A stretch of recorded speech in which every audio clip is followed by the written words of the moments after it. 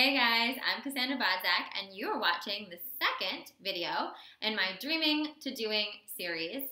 And this video is the biggie, right? Because this is kind of like your defense, let's say. Your defense against the cruelty of the world. It's called Don't Let People Diss Your Dream. That's right, don't let people diss your dream. And you know, guys, I'm all about being real, letting you know how it is, and having a big dream is going to intimidate a lot of people in your life. I can speak from experience. And there's a few different scenarios I want to go over so that when they happen to you, because if you're living fearlessly and you're boldly following your heart and your dream, these are totally going to happen to you. And it's okay. It's just a sign that you're on track. So the first one is people who are going to tell you it's too much of a stretch. Let me tell you something about this. When people say it's too much of a stretch or it's just not realistic or you're being impractical, that is simply a reflection of their viewpoint. That's a reflection of the limitations they're putting on themselves. So because they don't feel like that would be possible for them, they don't want you to go for it. Well, let me tell you a secret that anybody who's ever done something amazing in the world knows is that for one, doing the thing that people tell you is impossible is really flippin' fun.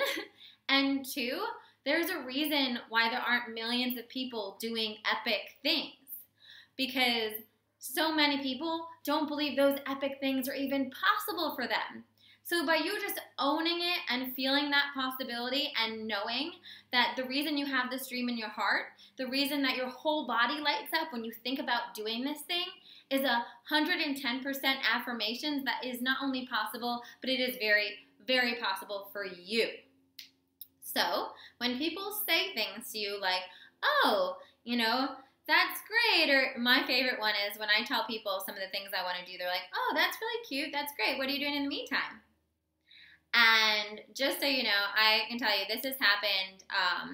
It has happened around having a cooking show. It has happened around having my book published. It's happened around being an international paid traveling speaker, all different kinds of things, even with brand partnerships, like goal brand partnerships.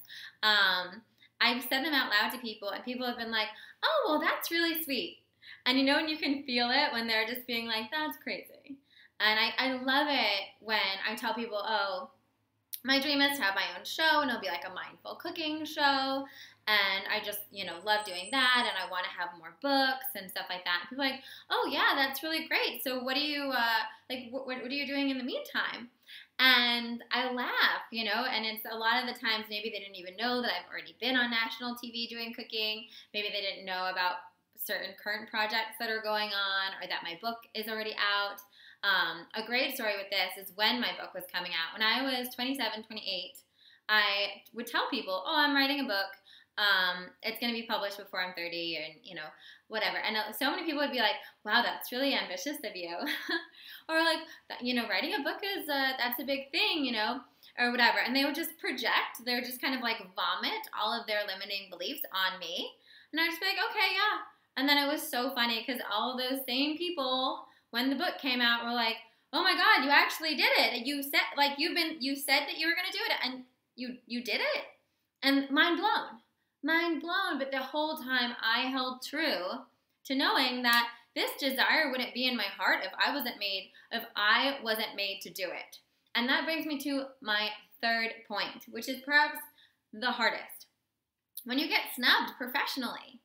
Oh my God, I just want to talk about this because I want you to know that it happens. We live in a world of highlight reels and social media, and you just see people's, like, the great things that happen. You see the brand partnerships that they get, the TV segments they get, the books that they publish, the maybe the courses or something like that that comes out.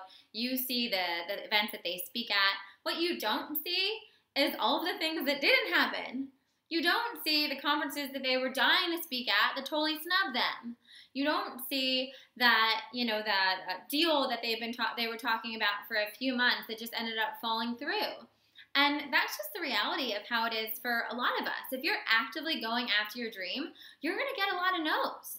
You're going to get people that are like, you know, sorry, we don't have any space in our speaker lineup right now.